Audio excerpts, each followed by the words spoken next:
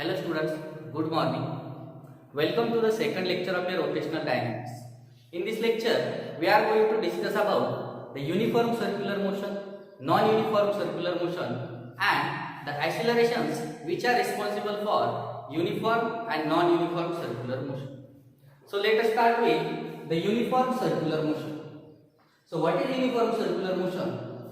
If a particle performing a circular motion with a constant speed is called uniform circular motion.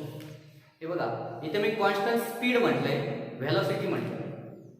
Velocity जर आली तर direction पण change होते. इथे जो पार्टिकलचा स्पीड असणार युनिफॉर्म सर्क्युलर मोशन मध्ये तो कॉन्स्टंट असणार. म्हणजे सपोज आपण कन्सिडर केलं की इथे एखादा पार्टिकल सर्क्युलर मोशन परफॉर्म करतो, त्याचा स्पीड इथे जर 10 मीटर पर सेकंड असेल तर इथे पण त्याचा स्पीड 10 मीटर पर सेकंड असेल, इथे पण 10 मीटर पर सेकंड, इथे पण 10 मीटर पर सेकंड आणि इथे पण किती असणार आहे 10 मीटर पर सेकंड असणार. म्हणजे थ्रू आउट द मोशन त्या पार्टिकलचा स्पीड कॉन्स्टंट असणार, फक्त त्याची डिरेक्शन इथे चेंज होत जाते. इथे त्याची डिरेक्शन इकडे असणार आहे, इथे डिरेक्शन या प्रकारे चेंज झाली, इथे डिरेक्शन या प्रकारे चेंज झाली, इथे डिरेक्शन या प्रकारे चेंज झाली. मग ही जी डिरेक्शन चेंज होते याच्यासाठी जे रिस्पॉन्सिबल ऍक्सिलरेशन आहे त्याला आपण रेडियल ऍक्सिलरेशन और सेंट्रिपेटल ऍक्सिलरेशन. मग हे जे सेंट्रिपेटल ऍक्सिलरेशन आहे त्याची डिरेक्शन टुवर्ड्स द सेंटर असते आणि ते आपण एसी ने लावतो. आता सेंट्रिपेटल ऍक्सिलरेशन साठी काय फॉर्म्युला असतो 11th ला बघितले. मॅग्निट्यूड ऑफ सेंट्रिपेटल ऍक्सिलरेशन आपल्याला दाखवायचं असेल तर आपण magnitude A C is equal to v square upon r ने दाखवतो, where r is the radius of that circle. किंवा हेच आपण v is equal to r omega याचा जर यूज केला तर याच्यावरून आपण इथे लिहू शकतो की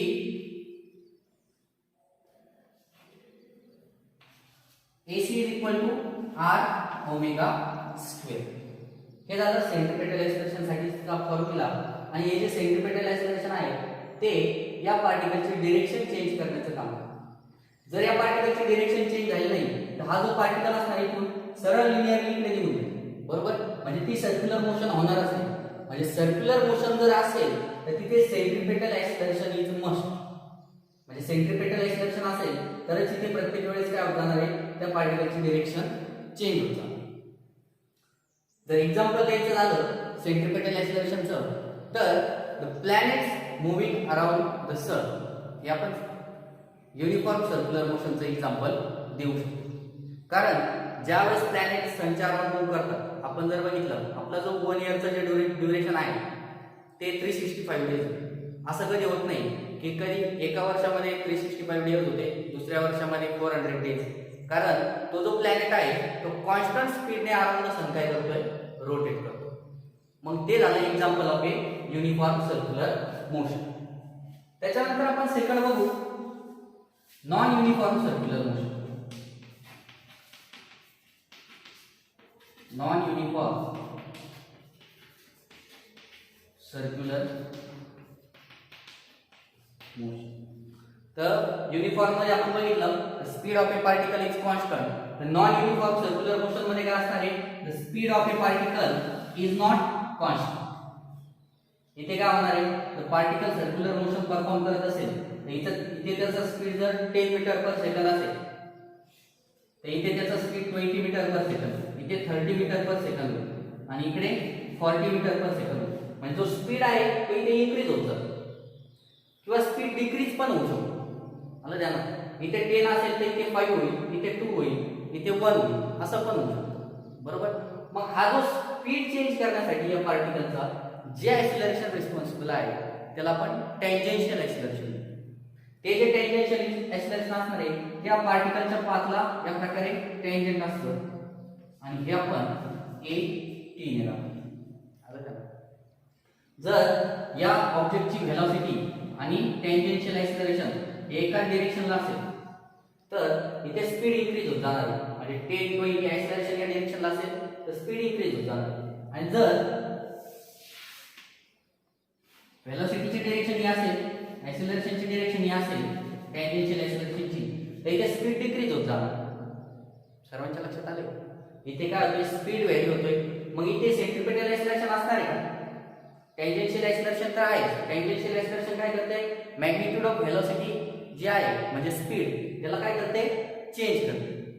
पण सेंट्रिपेटल एक्सेलरेशन पण इथे प्रेझेंट असणार. म्हणजे नॉन युनिफॉर्म सर्क्युलर मोशन मध्ये सेंट्रिपेटल एक्सेलरेशन पण असणार आहे आणि टँजेन्शियल एक्सेलरेशन पण असणार. कारण सेंट्रिपेटल एक्सेलरेशन जिथे सर्क्युलर मोशन असणार आहे तिथे प्रेझेंट असणार. आता इथे जर आपण बघितलं तर हा जो पार्टिकल इकडे मूव्ह होतोय याचा जसा जसा स्पीड चेंज होतो त्यामुळे जी अँग्युलर व्हेलॉसिटी असणार, अँग्युलर व्हेलॉसिटी आपण बघितले लास्ट लेक्चरला की angular velocity along the axis of rotation असते. बरोबर? सपोज ही डायरेक्शन अँग्युलर व्हेलॉसिटी असू शकते किंवा डाऊनवर्ड पण असू शकते. त्यासाठी आपण राईट हँड कॉम्पोनेंटचा यूज केला होता डायरेक्शन फाइंड करण्यासाठी. आणि अँग्युलर व्हेलॉसिटीला चेंज करण्यासाठी जे ऍक्सिलरेशन रिस्पॉन्सिबल आहे त्याला आपण काय म्हणतोय, अँग्युलर ऍक्सिलरेशन. आणि जे अँग्युलर ऍक्सिलरेशन आहे ते आपण दाखवतोय alpha bar is equal to d omega bar by dt. हा झाला त्याचा formula. Rate of change of angular velocity with respect to time is called angular acceleration. Angular acceleration जे असतं ते कुठे असतं, along the axis of rotation किंवा angular velocity जी असते ती कुठे असते, along the axis of rotation. मग अँग्युलर ऍक्सिलरेशन आणि अँग्युलर व्हेलॉसिटी जर एकाच डायरेक्शनला असेल तर या कंडिशन मध्ये जी अँग्युलर व्हेलॉसिटी जी आहे इन्क्रीज होत जाणार आहे म्हणजे पॉझिटिव्ह ऍक्सिलरेशन असणार आहे. आणि जर अँग्युलर व्हेलॉसिटी आणि अँग्युलर ऍक्सिलरेशन हे अपोजिट डायरेक्शनला असतील, बरोबर, हा सर्कल आहे याच्या अपोजिट डायरेक्शनला असतील तर या कंडिशन मध्ये अँग्युलर व्हेलॉसिटी डिक्रीज होत जाणार. आणि सपोज अँग्युलर व्हेलॉसिटी एखाद्या ऑब्जेक्टची या प्रकारे आणि अँग्युलर ऍक्सिलरेशनची डायरेक्शन जर या प्रकारे असेल, हे झालं अँग्युलर ऍक्सिलरेशन अल्फा. तर या अल्फाचे इकडे दोन कॉम्पोनंट तयार होतात. वेक्टर रिझोल्यूशन मध्ये आपण बघितले थीटा आणि इकडे कॉम्पोनंट, हा जो थीटाच्या शेजारचा असणार आहे तो असणार आहे अल्फा कॉस थीटा आणि इकडे असणार आहे अल्फा साइन थीटा. तर हा जो अल्फा कॉस थीटा जो कॉम्पोनंट असणार आहे हा या अँग्युलर व्हेलॉसिटीचा जो प्लेन आहे म्हणजे हा जो प्लेन ऑफ रोटेशन जो आहे तो अशा प्रकारे चेंज करेल. म्हणजे इथे जर अशा प्रकारे प्लेन असेल आणि इथे जर काहीतरी अँगल थीटाने जर अँग्युलर ऍक्सिलरेशन या डायरेक्शनला असेल तर हा जो प्लेन असणार आहे तो या प्रकारे चेंज होणार आहे. त्यानंतर ओमेगा आणि अल्फा जे असणार ते एका डायरेक्शन. ठीक आहे, हे झालं अबाउट द अँग्युलर ऍक्सिलरेशन. हे आहे अँग्युलर ऍक्सिलरेशनचा फॉर्म्युला. बरोबर? मग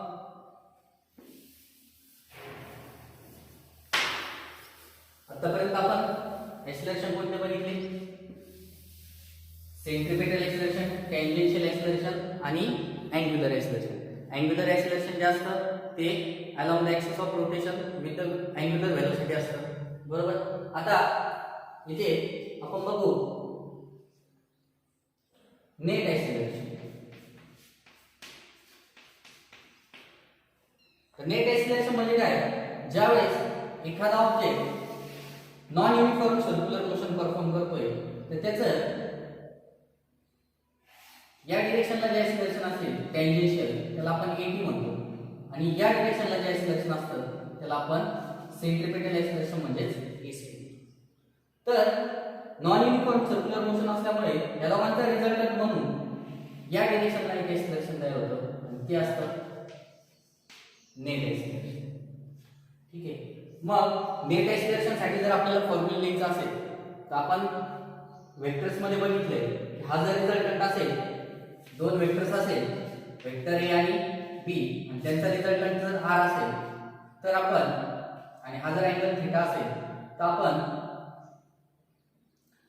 R is equal to square root of A square plus B square plus twice A B cos of theta अशा प्रकारे फॉर्म्युला. तर इथे ए म्हणजे एसी असणार आहे, बी म्हणजे एडी असणार आहे आणि आर म्हणजे ए नेट असणार आहे. मग आपल्याला जर ए नेट इथे कॅल्क्युलेट करायचं असेल तर आपण लिहू शकतो AC square plus 80 square plus 2 AC into 80 cos of theta. आता इथे हा जो थीटा असणार आहे हा असणार आहे 90 डिग्री, कारण it is always toward the centre आणि इट इज ऑलवेज टेंजेन्शियल, म्हणजे या मधला जो अँगल असणार आहे तो किती असणार आहे 90 डिग्री असणार आहे. मग cos 90 जर बघितला तर तो 0 येणार आहे, म्हणजे ही टोटल टर्म आपली जी असणार आहे ती 0 होणार आहे. म्हणजे आपल्याला नेट ऍक्सिलरेशन जे मिळणार आहे ते मिळणार आहे AC स्क्वेअर प्लस 80. हा झाला आपला नेट ऍक्सिलरेशन साठीचा फॉर्म्युला. आता यामध्ये आतापर्यंत आपण जे ऍक्सिलरेशन बघितले पुन्हा एकदा आपण रिवाइज करून घेऊ, त्याचे फॉर्म्युले बघून घेऊ. जर सर्वात आधी आपला सेंट्रिपेटल ऍक्सिलरेशन जो आहे तो AC देणार होतो, त्याच्यासाठी जो फॉर्म्युला आहे तो आहे v² upon r omega square. बरोबर. जे टेंजेन्शियल ऍक्सिलरेशन असणार आहे ते कशामुळे असतं, because of change in magnitude of the velocity. बरोबर. इथे व्हेलॉसिटीचं मॅग्निट्यूड चेंज होतंय, म्हणजे change in magnitude of velocity. हा झाला टेंजेन्शियल ऍक्सिलरेशन साठीचा फॉर्म्युला. जो नेट ऍक्सिलरेशन असणार आहे ते असणार आहे आपलं AC स्क्वेअर प्लस 80 स्क्वेअर किंवा असंच लिहू शकतो. आणि जे अँग्युलर ऍक्सिलरेशन असणार आहे ते असणार आहे d ओमेगा बाय d. हे चार ऍक्सिलरेशन आपण आतापर्यंत बघितले. तर याच्यावरती आपण एक प्रॉब्लेम बघू simple.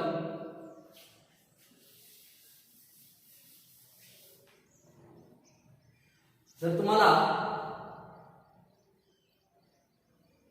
velocity of the object is 5t दिली आणि रेडियस दिली 2 मीटर आणि विचारलं find AC, AT and NA at t is equal to 2 second. बरोबर.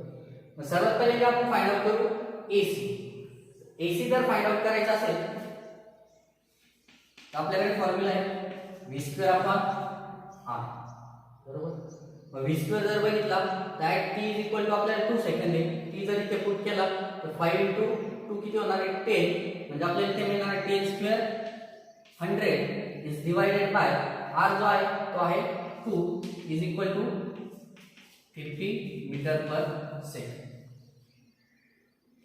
मग आपल्याला फाइंड आउट करायला लावले सेकंड टी 80. बरोबर. मग 80 जो आहे तो काय असणार आहे d by dt of change in magnitude of the velocity. जे व्हेलॉसिटी मॅग्निट्यूड आहे 5t दिलेले आहे. मग इथे जर आपण या इक्वेशनला डिफरन्शिएट केलं तर 5t चं जे डिफरन्शिएशन असणार आहे d by dt of 5t ते किती येणार आहे 5, म्हणजे 80 जो येणार आहे तो किती येणार आहे t ची व्हॅल्यू आपल्याला पुट करण्याची गरज नाही. मग आपल्याला इथे 80 मिळणार आहे 5 मीटर पर सेकंड. बरोबर. आणि a नेट जर फाइंड आउट करायचं असेल तर a नेट आपला काय AC स्क्वेअर प्लस 80 स्क्वेअर, म्हणजे square root of 50 square plus 5. या व्हॅल्यू जर पुट केल्या तर आपल्याला a नेट ची व्हॅल्यू पण इथून मिळते. बरोबर. सगळ्यांच्या लक्षात आले. म्हणजे इथे जर आपण बघितलं सेंट्रिपेटल ऍक्सिलरेशनची व्हॅल्यू वेगळी आहे, टेंजेन्शियल ऍक्सिलरेशनची व्हॅल्यू पण वेगळी आहे आणि नेट ऍक्सिलरेशनची व्हॅल्यू पण वेगळी आहे. आता तुम्हाला एक क्वेश्चन विचारतो की जर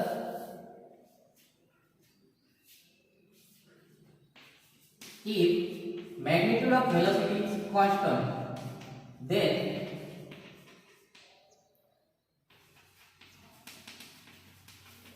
which of the following is zero? सगळ्यात पहिले आपण जर घेतलं तर सेंट्रिपेटल ऍक्सिलरेशन. बरोबर.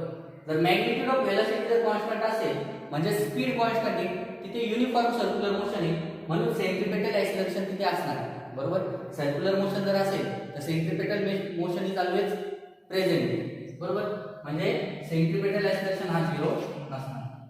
तर टँजेन्शियल ऍक्सिलरेशन स्पीड मुळे असतं. इथे जो आहे मॅग्निट्यूड ऑफ व्हेलॉसिटी म्हणजे स्पीड काय कॉन्स्टंट आहे, मग इथे हे जे असणार आहे ते 0 असणार. जे ए नेट जर बघितलं तर नेट ऍक्सिलरेशन जे असणार आहे ते टँजेन्शियल ऍक्सिलरेशन आहे सेंट्रिपेटल ऍक्सिलरेशन मुळे असतं, त्यामुळे नेट ऍक्सिलरेशन पण नॉट इक्वल टू 0 असणार. आणि जर इथे अँग्युलर ऍक्सिलरेशन अल्फा जर बघायचं तर हे पण काय असणार आहे इथे 0 असणार. ठीक आहे, मग तुम्हाला uniform circular motion, non uniform circular motion आणि त्यामध्ये असणारे ऍक्सिलरेशन समजले असतील.